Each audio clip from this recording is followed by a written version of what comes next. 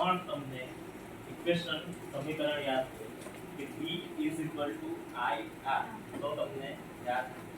પછી બીજી એક સારી વસ્તુ શું છે, તમારી બુકની અંદર બાજુમાં એક ઇમેજ આવી.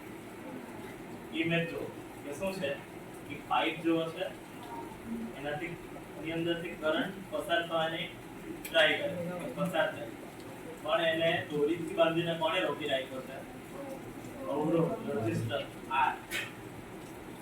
એટલે વિદ્યુતમાં પણ ઇલેક્ટ્રિકમાં પણ આ જ વસ્તુ મેઇન હોય. શું હોય? અવરોધ શું કરે? વાયર અથવા તો કોઈ બી જગ્યાએથી વિદ્યુત પ્રવાહ જતો હોય એટલે શું કરંટ પસાર થતો હોય, અવરોધ નામ જ છે અવરોધ. સાને અવરોધ કરે? કરંટ I ને.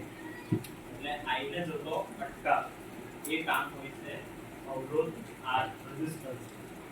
એટલે રેઝિસ્ટન્સ થી જ R અવરોધ થી જ તમારે જે તમે સર્કિટ્સ બનાવશો તેની અંદર તમને કહેશે કે એની અંદર કરંટ વેરી કરો, એટલે શું કરંટ ઓછો વધારે કરો એવું કદાચ તમારે આવશે.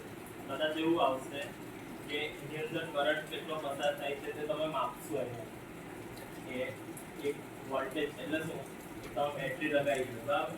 એક એક્ઝામ્પલ આપો. આ તમે બેટરી લગાવી, બેટરી સાથે કોઈ એક એલઈડી લાઇટ જે પેલી નાની આવે તે તમે લગાવી.